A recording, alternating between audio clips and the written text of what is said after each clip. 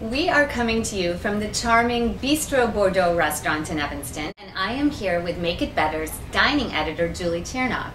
And Julie, you're a pro, but for the rest of us, going out to a new place is kind of a big deal. It can be expensive, you might want to be impressing someone. So can you give us some tips on how to have the best experience at a new place? Some people rush to go to a new restaurant the instant that it opens up. And there's nothing wrong with going to a restaurant when it first opens, but you have to be a little bit understanding because people are trying to work out the kinks when they're first opening a restaurant. Is there a particular time of day or day of the week that you would recommend going to a new place? Yes, well, you know what, a lot of times when places are first open, they're super busy and super popular.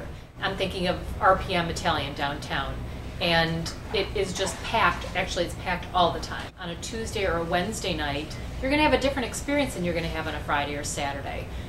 When everyone's trying to get a reservation. You'll have a better chance of getting a reservation at a time that a human being might actually want to eat. A lot of restaurants have the same menu at lunch that they do at dinner, or significantly similar. Slurping Turtle is a good example of that. And it's much less crowded at lunch. You can get in and out. They don't take reservations. Well, that's a great idea. Yeah. What should we order? How do you approach the menu? Well, for me, I really like to order things that are seasonal.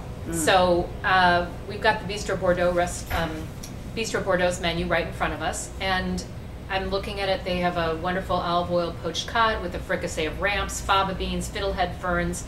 That is so spring. You know, those are just really super fresh ingredients. And when you see ingredients like that on a menu, you know that they're changing the menu seasonally. You know that you're getting the freshest, the best stuff that you can get. Did you order what the server recommends or the specials of the day? You know what? Specials of the day are great, especially if you're looking at seafood items, because that's generally something that they've just gotten in that's also often very seasonal and fresh. I do listen to the servers when I order, but I kind of take it with a grain of salt because, you know, they are all actors, or not all of them. There are many professional servers out there, but there are plenty of them that are actors, and sometimes they want to sell something particularly. I'll often ask, have you tried it? And usually that gives me the answer. Do you have any tips on how we should treat our server? I really get very uncomfortable when I go out with another couple and they're rude to the servers. People are there, they're doing a job, they're trying to give you the best service they can, and I think it's really important to tip well.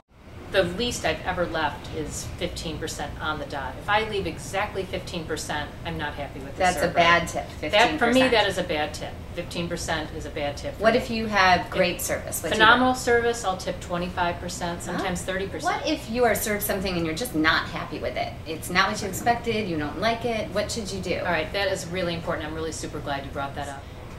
The restaurant wants to make you happy.